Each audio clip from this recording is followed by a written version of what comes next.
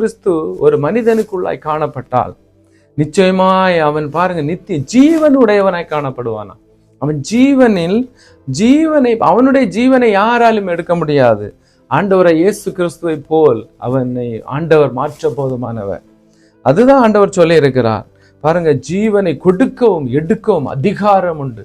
இந்த உலகத்துல யாருக்கும் அந்த அதிகாரம் இல்லை, அப்படித்தானே? தேவ சமூகத்திலே ஒப்பு கொடுக்க யாருக்கும் அதிகாரம் இல்லை.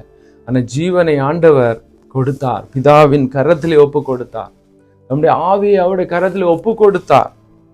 பாருங்க, அதே போல 1 தெசலோனிக்கேயர் 2ஆம் அதிகாரம் 8ஆம் வசனம் சொல்லுகிறத, ஜீவனை கொடுக்க தயாராக இருந்தாராம்.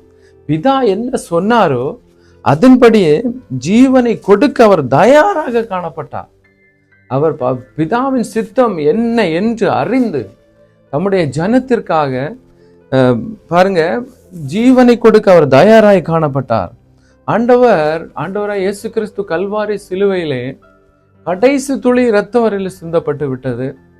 பாருங்க, அந்த இடத்திலே 3 ஆணிகள் மீது தொங்கிக் கொண்டிருக்கிறார். இந்த வார்த்தையை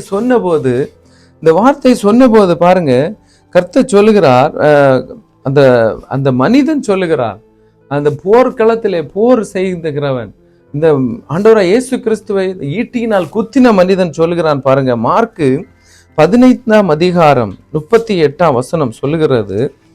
அது அழகாக அந்த மனிதன் சொல்லுகிறார், தேவ குமாரனை அவங்க வெளிப்படுத்தி விட்டான். பாருங்க, இந்த உலகத்தாருக்கு தெரியாத ஒரு காரியம்.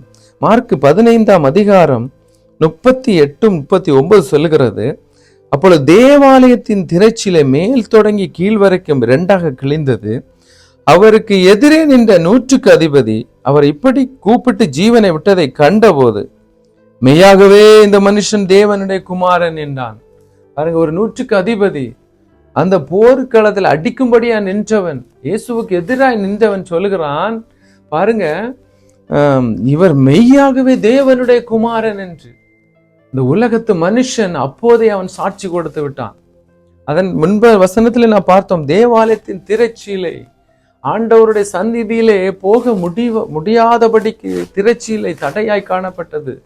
யார் வேண்டுமானாலும் தேவ பிரசன்னத்துக்குள்ளாய் நுழைவதற்கு கல்வாரி சிலுவையிலே அவர் கடைசி துளி இரத்தம் வரையிலும் சிந்தினார்.